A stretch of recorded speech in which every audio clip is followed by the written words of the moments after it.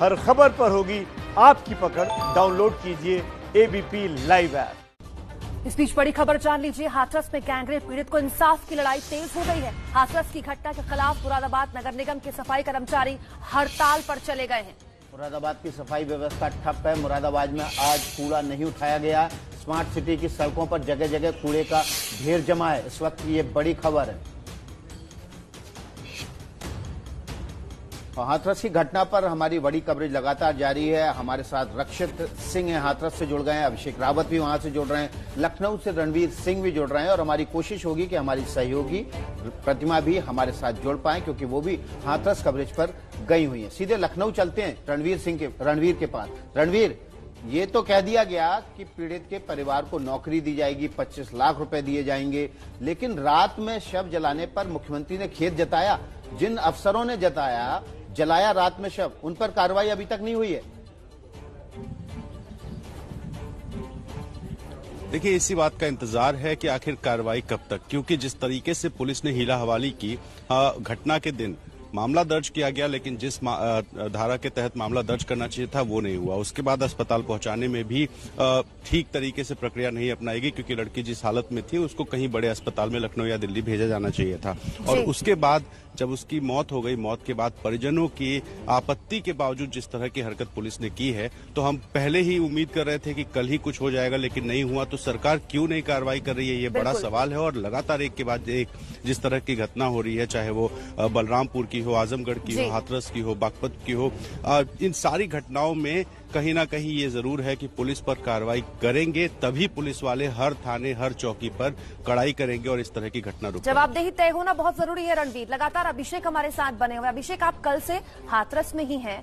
SIT पहुंच गई है, जांच शुरू हो गई है। आज राहुल गांधी, प्रियंका गांधी ने भी आना है।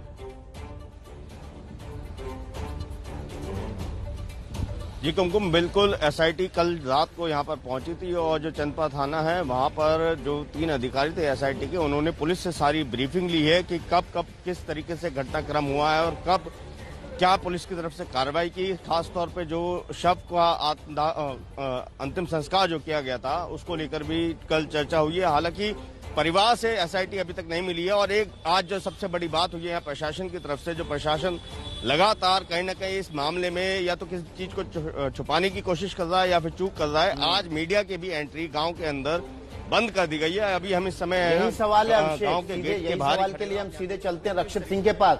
रक्षित, क्या छुपाने की, क्या दबाने की, क्या पर्दे के पीछे फेंक देने की कोशिश कर रहा है प्रशासन? पहले तो मुकदमा सही समय पर दर्ज नहीं किया, फिर रातों रात लड़की की चिता जला दी गई, परिवार को शामिल नहीं होने दिया गया। सरकार खेद व्यक्त कर रही है। ADG law and order Prashant Kumar शाम तक बोल रहे हैं कि नहीं, परिवार तो जब अंतिम संस्कार हुआ मौजूद था, रिदम में नहीं था कहीं भी, ना तो राजनीतिक नेतृत्व और ना ब्यूरोक्रेसी। बिल्कुल विकास, देखिए सबसे बड़ी बात यही है कि जिस तरीके का पूरा मामला रहा है उस पर ये लीपापोती करने की कोशिश है, उसको दबाने की कोशिश है। सिलसिलेवार तरीके से अगर हम बात करें तो हमारी जो यहाँ पर पुलिस के अधिकारी हैं उनसे बात हुई है। ऑफ द रिकॉर्ड उन्होंने साफ तौर पर कहा है कि देखिए जनाब, हमारी कोई ऐसी मंशा नहीं थी कि हम सीधे तौर पर ले जाके बिना परिवार वालों के और अंतिम संस्कार कर दें, लेकिन हमें आदेश ऊपर से थे। अब ये ऊपर से आदेश कहां से थे, और शायद इसीलिए क्योंकि आदेश ऊपर से थे, आला अधिकारियों से थे, तो कार्रवाई अगर होगी तो जाहिर सी बात है कि निचले स्तर के अधिकारियों पर कार्रवाई होगी तो वो जवाब देंगे कि हमने उनके कहने पर किया है।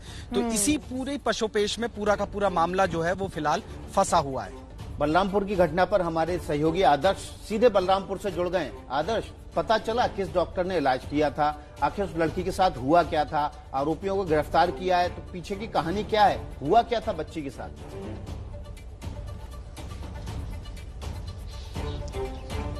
देखिए विकास, बच्ची अपने घर से तकरीबन 6 से 7 किलोमीटर की दूरी पर मौजूद एक कॉलेज में एडमिशन के लिए गई थी। जो बताया जा रहा है उसके मुताबिक ये कि वहीं पर एक लड़का उसे मिलता है और बहला फुसलाकर अपने घर लेकर जाता है। वहां पर उसके चाचा और कुछ और लोग मौजूद थे। उन लोगों ने साथ में मिलकर गैंगरेप किया और गैंगरेप के बाद जब स्थिति खराब होने लगी तो उन लोगों ने स्थानीय डॉक्टर से इलाज करवाने की कोशिश की। कोशिश ये की कि लड़की को उसकी हालत में वापस किया जाए और उसके बाद फिर उसको घर भेजा जाए, लेकिन जब बात नहीं बनी तो उन्होंने एक रिक्शा पकड़ा और उस रिक्शे वाले को पैसे देकर बैठाया रिक्शे पर और फिर रिक्शे को घर भेज दिया। जब घर लड़की पहुंची तो घर पर पहुंचने के बाद लड़की की हालत ये थी कि वो पूरी तरीके से खून से लथपथ थी। जाहिर तौर पर सुबह से निकली लड़की अगर शाम को घर पहुंचती है तो घर वाले बेहद परेशान थे और उन्होंने हालत देखकर अंदाजा लगाने की कोशिश की। तो लड़की ने पूरी बात उन्हें बताई और उसके बाद ये पता चला कि जो 2 आरोपी थे वो उनके घर से महज कुछ दूरी पर ही मौजूद थे। पुलिस ने हालांकि दोनों आरोपियों को गिरफ्तार किया, लेकिन गिरफ्तारी से पहले ही लड़की की मौत हो गई। और जैसी घटना हाथरस में हुई थी, आरोप यहां पर भी वही लग रहा है कि यहां पर भी पुलिस वालों ने घर वालों की मर्जी के बिना रात में ही लड़की की लाश को जला दिया। विकास, ये बहुत गंभीर बात आप बता रहे हैं आदर्श कि बिल्कुल वैसी ही घटना हाथरस जैसी हुई है वहां, कि यहां भी पुलिस वालों ने परिवार वालों की इजाजत के बगैर रातों रात दाह संस्कार कर दिया। क्या यहां भी नियमों की अवहेलना हुई आदर्श?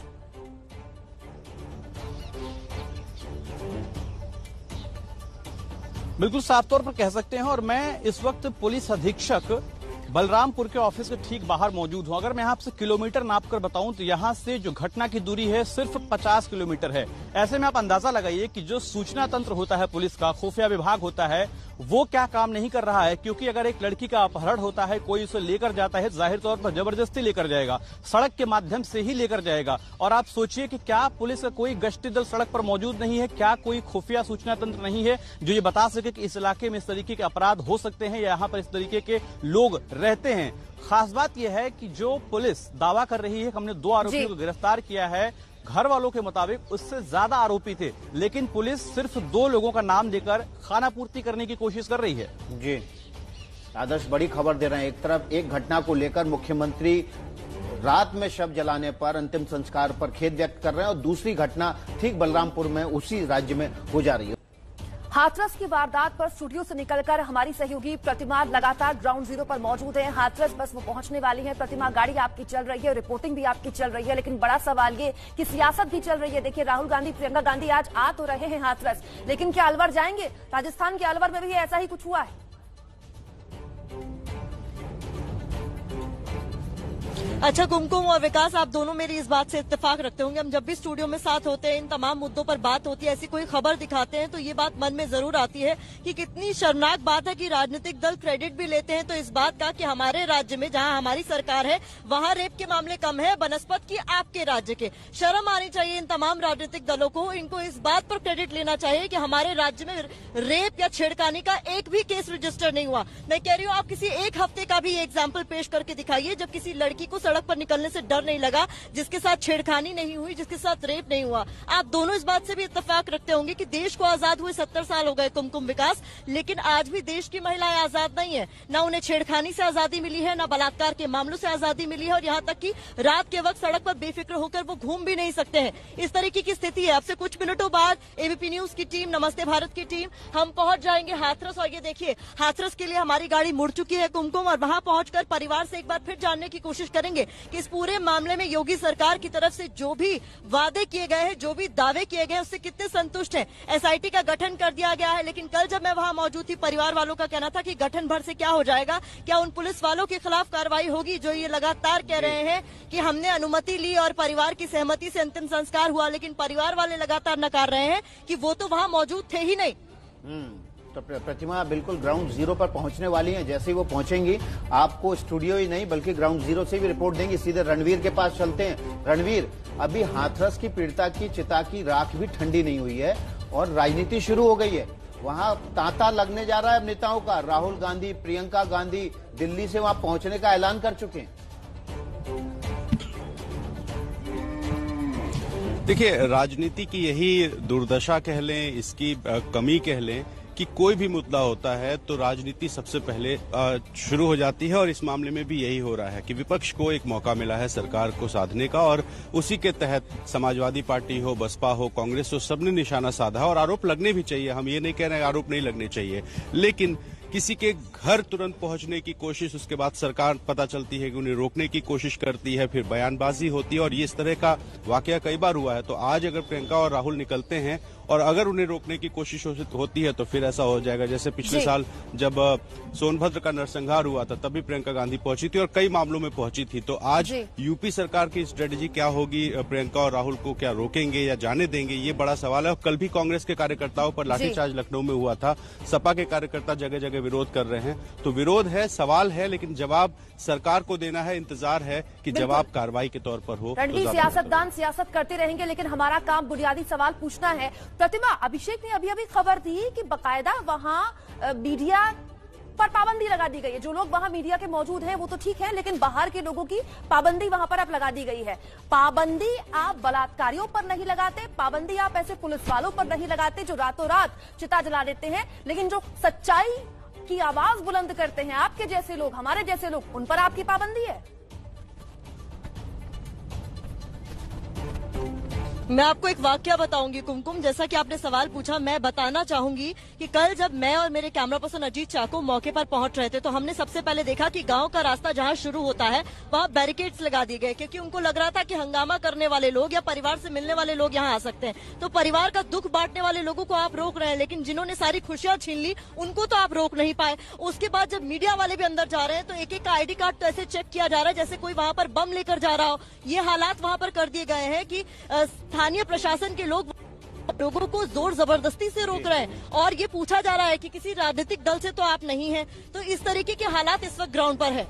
जी बिल्कुल, और हम सीधे अभिषेक के पास चलते हैं। अभिषेक, क्या अभी भी वहाँ पर मीडिया की कवरेज पर पाबंदी है? आप तो ठीक उसी गांव में हाथरस के जहाँ पर रेप हुआ था। जी विकास, हम आएंगे दर्शकों के पास, आपका सवाल बुनियादी है, लेकिन इस बीच बुलंदशहर पर एबीपी न्यूज जो सवाल उठा रहा था उस पर बड़ा अपडेट ये है कि हमारी खबर का असर हुआ है। बुलंदशहर रेप पर एबीपी न्यूज की खबर का बड़ा असर। नाबालिग से रेप करने वाला आरोपी रिजवान गिरफ्तार। एबीपी न्यूज सुबह 6 बजे से लगातार ये खबर भी देख रहा था और सवाल भी उठा रहा था कि गिरफ्तारी कब आखिरकार हो गई है। बुलंदशहर रेप पर एबीपी न्यूज की खबर दिखाने के बाद एसएसपी का बयान आया है। नाबालिग से रेप करने वाला आरोपी रिजवान गिरफ्तार कर लिया गया है। इस वक्त की बड़ी खबर, बुलंदशहर रेप पर एबीपी न्यूज की खबर का असर हुआ है। नाबालिग से रेप करने वाला आरोपी रिजवान गिरफ्तार हुआ है। एसएसपी ने यह जानकारी एबीपी न्यूज को दी है। तो इस बड़ी खबर पर लगातार हम बने हुए हैं और यकीन मानिए अगर हम कहते हैं कि बने हुए हैं तो इसीलिए बने हुए हैं ताकि जवाबदेही तय हो। हम खबर दिखाते हैं, खबर अपना असर दिखाती है और हमारे रिपोर्टर्स ग्राउंड जीरो पर लगातार आपको अपडेट देंगे। छोटा सा ब्रेक, तुरंत हाजिर हो रहे हैं। इस वक्त की बड़ी खबर हम लगातार आपको दिखा रहे हैं। बुलंदशहर रेप मामले में आरोपी रिजवान को गिरफ्तार कर लिया गया है। एबीपी न्यूज की खबर का असर हुआ है। इस वक्त बड़ी खबर आ रही है। बड़ी खबर बुलंदशहर से है। बुलंदशहर में नाबालिग से रेप मामले में गिरफ्तारी हुई है। आरोपी रिजवान को गिरफ्तार कर लिया गया है। एबीपी न्यूज ने यह खबर प्रमुखता से दिखाई थी। अगली खबर यूपी के हाथरस से है। हाथरस गैंगरेप और मर्डर केस की जांच शुरू हो गई है। एसआईटी की टीम हाथरस पहुंच गई है। टीम ने पीड़िता के परिवार से मुलाकात की है। एसआईटी के प्रमुख भगवान स्वरूप खुद मौके पर मौजूद हैं। एसआईटी को 7 दिन में जांच रिपोर्ट सरकार को देनी है। गृह सचिव भगवान स्वरूप की अध्यक्षता में एसआईटी की टीम गठित की गई है। 7 दिन का वक्त इस एसआईटी की टीम के पास है। परिवार वालों से ये देखिए, पूछताछ, परिवार वालों से जानकारी जुटाने की कोशिश ये टीम शुरू कर चुकी है। एसआईटी की टीम ने अपनी जांच का काम शुरू कर दिया है। सुबह सुबह ये टीम पहुंच गई थी। चापा थाना जो लगता है वहां पहुंची थी। सबसे पहले पुलिस कर्मियों से पूछताछ की और अब खबर आ रही है कि ये टीम पहुंच चुकी है सीधे परिवार वालों के पास, उनसे जानकारी जुटाने के लिए। हमारे साथ हमारे संवाददाताओं की फौज लगातार मौजूद है ताकि पल पल की जानकारी इस पूरे मामले में आपको मिलती रहे और साथ में हम जवाबदेही के लिए सवाल भी पूछते रहे। प्रतिमा मिश्रा हाथरस पहुंचने वाली है, गाड़ी में मौजूद है। रणवीर लखनऊ में मौजूद है और ग्राउंड जीरो पर अभिषेक लगातार मौजूद है हाथरस में। अभिषेक, बातचीत शुरू हो गई है एसआईटी की परिवार वालों से? जी, अभी तक की जो सूचना है उसमें ये आया है कि कल 3 जो सदस्य थे एसआईटी के वो यहाँ चंदपा थाने में पहुंचे थे। पहले उन्होंने पुलिस से ब्रीफिंग ली है, सारा घटनाक्रम जाना है। उसके बाद ऐसा भी बताया जा रहा है कि कल रात को फौरी तौर पर परिवार के सदस्यों से भी, खासतौर पे लड़की के पिता से बात करी थी एसआईटी के सदस्यों ने, लेकिन अभी तक जो है एसआईटी की टीम दोबारा आज सुबह नहीं यहाँ पर आई है। ऐसा माना जा रहा है कि अब से कुछ देर बाद एसआईटी की टीम यहाँ आ सकती है, परिवार वालों से फिर से बात कर सकती है। इसके बाद ये आसपास का दिखाएं। एसआईटी की टीम जांच कर रही है गांव में किस तरह से पुलिस बल तैनात है। एसआईटी की टीम किस जगह पर है इस बार, आप तस्वीरें दिखा पाएं आसपास की। जी देखिए, सबसे बड़ी बात आज ये कर दी है यहाँ के प्रशासन ने कि मीडिया को गांव के बाहर ही रोक दिया। आप यहाँ देख सकते हैं कि जितने भी अधिकारी और पुलिसकर्मी हैं सारे यहाँ पर गेट के बाहर ही यहाँ पर बैरिकेड लगाकर खड़े हुए हैं। यहाँ पर एडीएम और जो अन्य अधिकारी हैं वो सब भी यहाँ पर बैठे हुए हैं। मैं प्रयास करूंगा अगर एडीएम साहब ये बता सके कि आखिर क्यों आज का ये ऑर्डर इन्होंने करा है, मीडिया पर पाबंदी क्यों है? सर, आज जो है यहाँ पर मीडिया को अंदर प्रवेश नहीं करने दिया जा रहा है, इसका कोई कारण है? सर, कल तक तो आप लोगों ने अलाउ करा था। बात करने से पहले फिर भी सर बात कर रहा हूँ यार। ये आप देख सकते हैं कि एडीएम साहब से जब हम ये प्रश्न कर रहे हैं तो वो इस पर कोई जवाब नहीं है। जाइए, अब उनका फोन कट गया है, अब बात कीजिए आप। अंदर तो जाने पहले फोन पे बात कर रहे थे, अब जाइए एडीएम से सवाल पूछ लीजिए आप। अब उनका फोन कट गया, उस वक्त तो शायद वो फोन पे बात कर रहे थे। अभी यहाँ पर जो है एसआईटी की टीम आप यहाँ देख सकते हैं। ये सबसे बड़ी ब्रेकिंग भी है कि पुलिस के और आला अधिकारी यहाँ पर पहुंचे हैं। एडीजी लखनऊ ये बताए जा रहे हैं, जो अभी अभी पूरे अमले के साथ आप देख रहे हैं जो प्रवेश कर रही है गाड़ियां, ये सारी जो है एसआईटी की जांच में ही यहाँ पर अभी गांव के अंदर प्रवेश अभी किया है।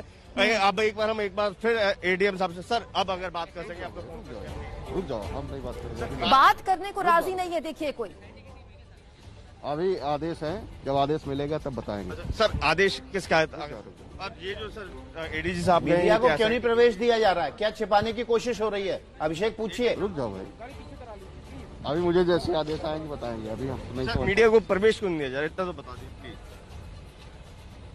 क्यों मीडिया को? भाई हम लोग यहाँ जो इंस्ट्रक्शन मिलेंगे वो काम कर रहे हैं। किसके? क्या शव जलाने का भी इंस्ट्रक्शन मिला था रात में? तो ये आप देख सर जिस तरीके शव जलाया गया था, क्या उसके लिए भी इंस्ट्रक्शन थे? अब इस बारे में सब हमारे उच्च अधिकारी देख रहे हैं, हम कुछ नहीं बता सकते। आप ये देख सकते हैं विकास की लगातार जो है टाल मटोली की जा रही है। यहाँ पर सब बातें जो है उच्च अधिकारियों पर डाली जा रही है। वहाँ पर जो कर्मचारी पुलिस के हैं, वहाँ पर जो खाकी है, उसके पास जवाब नहीं है। उनके पास बस इतना जवाब है कि हमारे ऊपर से आदेश नहीं आए हैं। ऊपर वालों से सवाल पूछे तो वो कहते हैं हमारे पास ऊपर से आदेश नहीं आए। ये ऊपर कौन बैठा है जो जवाब देने को तैयार नहीं, जवाबदेही तय करने को तैयार नहीं?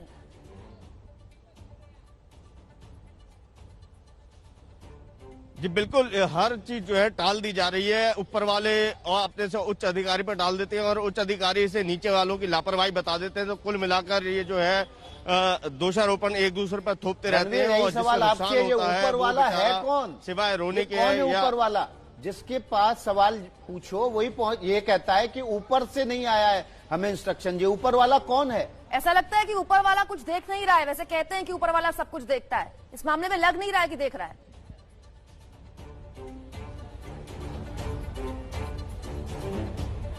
सब कुछ जान रहा है लेकिन अपने ऊपर कोई जिम्मेदारी ना आए इसलिए बच रहे हैं। और सिर्फ मीडिया लगातार सवाल पूछ रहा है, लगातार इस बात को पूछ रहा है कि वो जो पीड़िता जिसकी मौत हुई है उसके साथ अन्याय क्यों किया, उसके शव को क्यों जलाया बिना परिवार की मर्जी के, रात में क्यों जलाया गया। इस तरह के तमाम सवाल जो पूछ रहे हैं तो घर वालों के पास जाएंगे, घर वालों से फिर से पक्ष लेंगे, ये ना हो सके, आवाज दब जाए, इसलिए मीडिया को रोकने की कोशिश हो रही है। और ये प्रशासन क्यों नहीं बता रहा है? जाहिर है कि उनके पास बताने को कुछ है नहीं। उनके पास ये कहने को है कि ऊपर के अधिकारी, ऊपर वालों को कहने को है कि साहब नीचे वालों ने कर दिया। तो ये ऊपर नीचे करके ये सारा मामला दबाने की कोशिश है। और अधिकारियों को ये बताना चाहिए कि आखिर मीडिया जो सिर्फ सवाल पूछने के लिए वहां मौजूद है उसको क्यों रोका जा रहा है। हम सवाल भी पूछेंगे और जवाबदेही तय करवाने की भी कोशिश करेंगे। लगातार अंजलि भी, देखिए प्रतिमा तो गाड़ी में है ही, अंजलि भी हाथरस पहुंच रही है क्योंकि हम चाहते हैं कि हाथरस की कोई तस्वीर, कोई मार्मिक चीज आपसे ना छूटे। अंजलि, आप कहां पर हैं? और ऐसी जानकारी अभिषेक दे रहे हैं कि मीडिया पर वहां पाबंदी लगा दी गई है, लेकिन आप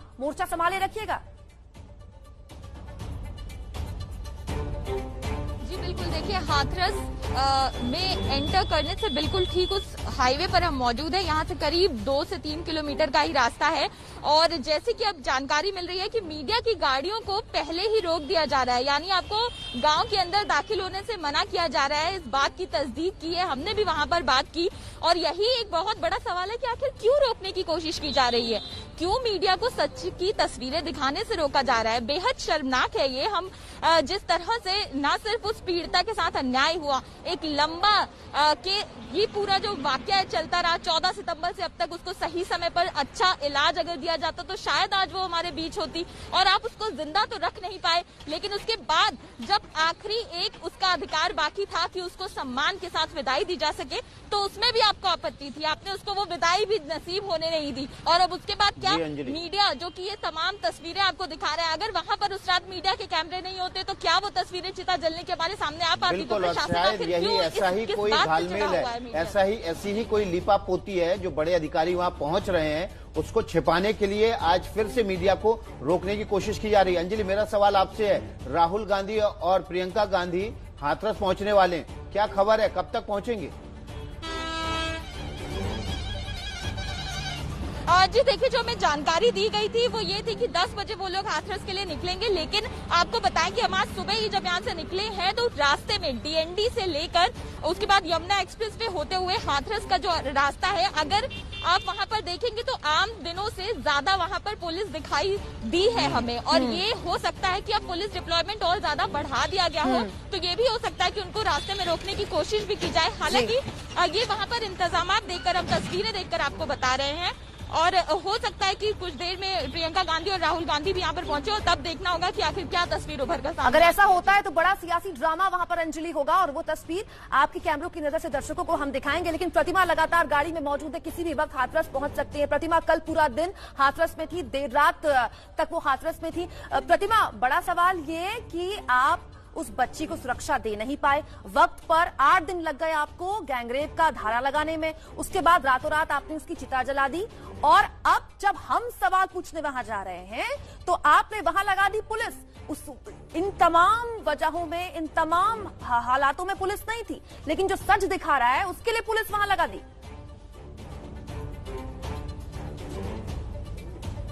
प्रशासन को जिन्हें रोकना चाहिए था कुमकुम, नहीं रोका, कोई बात नहीं, हम मौके पर पहुंचेंगे और हम सवाल पूछेंगे, और हमारी पुरजोर कोशिश रहेगी कि हम पीड़ित परिवार तक पहुंच सके और ये जान सके कि उनके यहाँ किसको किसको रोका जा रहा है, किनसे उनकी बात हुई है, कौन कौन उनसे मिलने आने वाला है, कौन उनके दर्द को साझा करने वाला है, ये तमाम सवाल है। और एक और बात मैं जो बताना चाहती थी कि जो भी दिल्ली से इस तरफ आ रहा है हाथरस की तरफ, वो एक बात देखेगा कि यमुना एक्सप्रेस वे के अगर रास्ते से आएंगे तो यमुना एक्सप्रेस की शुरुआत पर, यमुना एक्सप्रेस के टोल प्लाजा पर, जो यहाँ पर आते वक्त 2 टोल प्लाजा पड़ते हैं, ऐसे तमाम पॉइंट्स पर पुलिस बहुत ज्यादा भारी संख्या में तैनात की गई है, और वो पुलिस वाले आने जाने वाली गाड़ियों को बड़े ध्यान से देख रहे हैं। जिस भी गाड़ी में उन्हें लग रहा है कि कोई राजनीतिक दल का कोई शख्स हो सकता है, कोई कार्यकर्ता हो सकते हैं, उसके पास खड़े होकर वो पूछताछ कर रहे हैं। आईडी कार्ड भी जरूरत पड़ने पर चेक की जा रही है। तो पता नहीं किस बात का डर सता रहा है यहाँ पर प्रशासन को, लेकिन कोशिश ये की जा रही है कि दिल्ली से कोई वहां पहुंच ना पाए। लेकिन हम पहुंच रहे हैं, एबीपी न्यूज पहुंच रहा है, और हम सवाल भी पूछेंगे।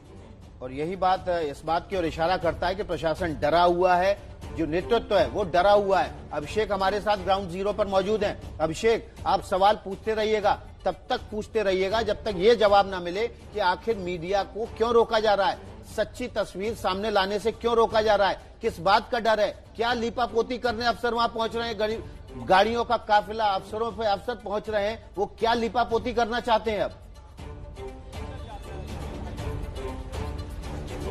जी बिल्कुल विकास, हम लगातार जब से यहाँ आए हैं तभी से ये सवाल पूछ रहे हैं, पुलिस से भी, एडीएम से भी, और जितने भी आला अधिकारी हैं, लेकिन कोई भी जवाब देने को तैयार नहीं है। अभी ऑफ रिकॉर्ड जो इन्होंने बोला है वो ये बोला है कि अभी एसआईटी की टीम अंदर गई है, वो अपनी जांच कर रही है, जांच में किसी प्रकार की कोई बाधा ना है, इस वजह से हमने अभी सबको यहाँ रोका हुआ है।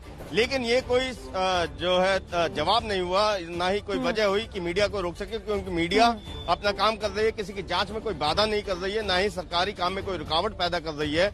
मीडिया की वजह से अगर हम बात करें, ये जो केस है इतना ऊपर आया है, वरना पुलिस प्रशासन ने जो अभी तक करा है, आप देख सकते हैं कि रातों रात जो है बगैर परिवार की मर्जी के शव का दाह संस्कार कर दिया जाता है, और उसमें भी कोई भी जो रीति रिवाज है उनकी भी अनदेखी की जाती है। तो कहीं न कहीं अपनी घोर लापरवाही को छुपाने के लिए पुलिस और प्रशासन अब मीडिया पर पाबंदी लगाने पर उतर आया है। कर ले जोर आजमाइश, लेकिन ये आजमाइश हम पूरी नहीं होने देंगे, क्योंकि एबीपी न्यूज की टीम न सिर्फ ग्राउंड जीरो पर मौजूद है, बल्कि रास्ते में और गांव के बेहद करीब मौजूद है।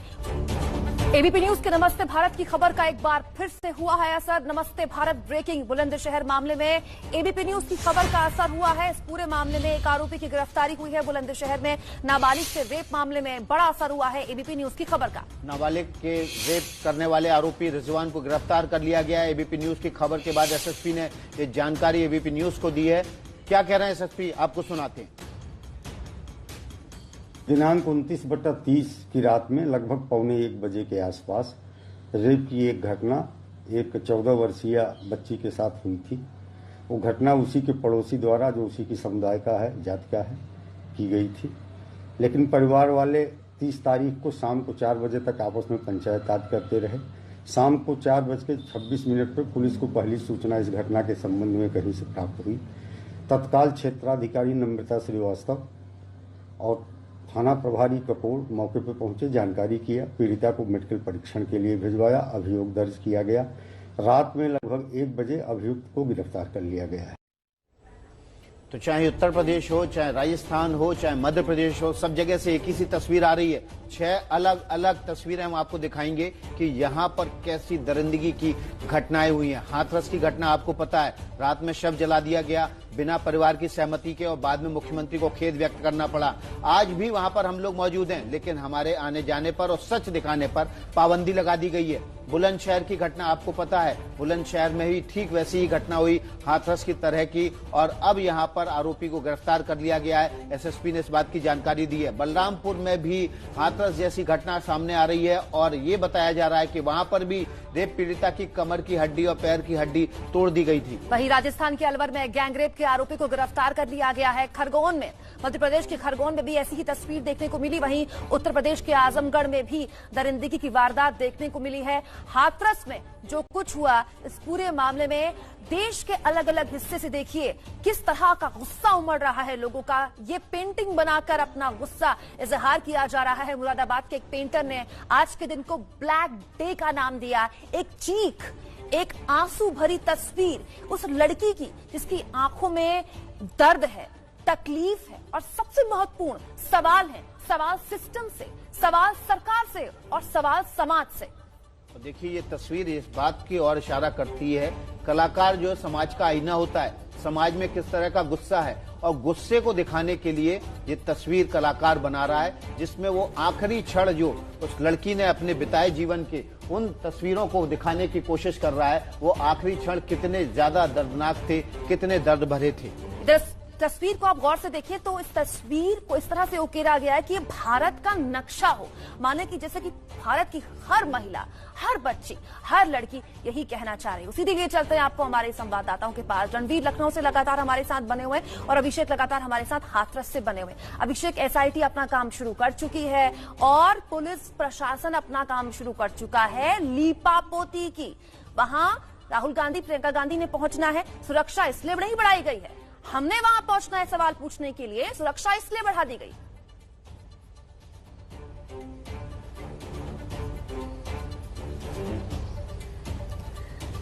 बात लग रही है कि जैसे आज जो सूचना दी गई है कि राहुल गांधी और प्रियंका गांधी यहां पहुंच सकते हैं, तो जिसकी बात से ऐसा माना जा रहा है कि प्रशासन ने अब मीडिया की भी एंट्री बंद कर दी है। हम इस समय जो गांव के बाहर खड़े हैं, ये रोड जो है आगरा और हाथरस हाईवे बताया जाता है, और हमें जो सूचना मिली है, दोनों ही जो इस रोड के छोर हैं वहां पर पुलिस ने बैरिकेडिंग करी गई है, और खास तौर पर जो प्राइवेट गाड़ीज हैं या टैक्सी हैं उन पे सख्त निगरानी रखी जा रही है। जो भी व्यक्ति ऐसा लग रहा है कि वो किसी राजनीतिक पार्टी से ताल्लुक रख सकता है, या एक गाड़ी में 4 जने बैठे हुए हैं या उससे अधिक जने बैठे हुए हैं, तो उनको काफी सघन तलाशी और पूछताछ के बाद ही इस रोड के अंदर प्रवेश दिया जा रहा है।